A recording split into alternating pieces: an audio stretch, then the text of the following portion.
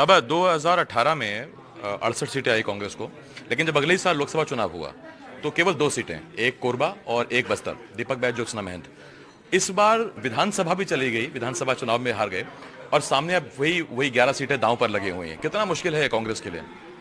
छत्तीसगढ़ में भाजपा और कांग्रेस का एक बेसिक वोट शेयर है जो बरकरार है, 32-35% पकड़िए। ये दोनों को हर चुनाव में मिलते हैं, चाहे लोकसभा हो चाहे विधानसभा हो। 10% मोटा मोटी एक फ्लोटिंग वोट शेयर है, वो कभी इधर जाता है कभी उधर जाता है। ये 10% कभी कभी 5.5 4.5 हो जाता है, तो 1% का हार जीत हो जाता है। कभी 6-4 हो जाता है तो 2% का हार जीत हो जाता है। कभी 10% हो जाता है तो 10% का अंतर आ जाता है। तो आप पिछले विधानसभा में देखिएगा तो कांग्रेस 10% से ऊपर से आगे थी और 5 महीने बाद 10% से पीछे हो गई। लेकिन 32-35% दोनों का वोट शेयर, उसमें भाजपा का बरकरार था विधानसभा में और लोकसभा में कांग्रेस का बरकरार था। तो ये अभी तक बेसिक जो है स्ट्रक्चर या वोट शेयर भाजपा और कांग्रेस का बना हुआ है। ये फ्लोटिंग जो वोट शेयर है ये इधर उधर होगा। इस बार चर्चा यह है कि कांग्रेस पहले लोकसभा का टिकट देना चाहती है। यह भी कहा जा रहा है कि 30 जनवरी तक कुछ सीटें अनाउंस भी हो जाएंगी। तो आपको लगता है कि टिकट पहले दिया जाना चाहिए छत्तीसगढ़ में? आप लीडरशिप से ये कहेंगे, उसका फायदा मिलेगा जैसे बीजेपी को मिला विधानसभा में? दोनों चीज रहती है। टिकट दे दीजिए तो असंतोष सामने आ जाता है। टिकट यानी कुछ लोग जिनको टिकट का ही रहता है वो दूसरी पार्टी में चले जाते हैं। एक स्ट्रेटेजी है कि नहीं, उसको रोके रहो, तो जितने हैं लटके रहते हैं, इन्हें मिल सकता है, तब तक दूसरी पार्टियां भी अपना तय कर लेती हैं।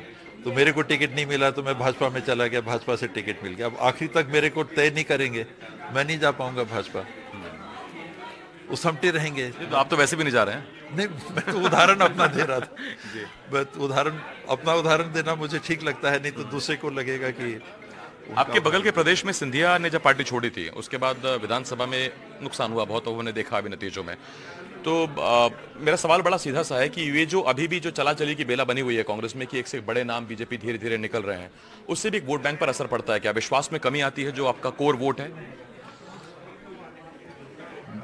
बेसिक मुझे लगता है कि नहीं अभी तक छत्तीसगढ़ के संदर्भ में। बाकी जगह भी देखिए तो राष्ट्रीय स्तर पे देखिए भाजपा अभी तक 36-38% पहुंच पाई है। टोटल वोटर का 25% वोट शेयर अभी तक ले पाई है और 303 सीटें उनके पास हैं। क्लियर बहुमत है अपने में, एनडीए के अलावा भी उनका बहुमत है। लेकिन वोट शेयर वोटिंग पॉपुलेशन का 36-38% है। कांग्रेस का जो वोट शेयर मान लीजिए यूपी में आप देखिए तो एकदम कम हो गया, 9% था, अब शायद 5% आ गया या और कम के आसपास आ गया। तो वो वोट कहाँ गया? सीधे बीजेपी को गया क्या? सपा बसपा 50% से ज्यादा वोट शेयर किधर जा रहा है कंसिस्टेंटली? तब वो फिर क्लियर मार्जिन ऑफ विक्ट्री मानिए।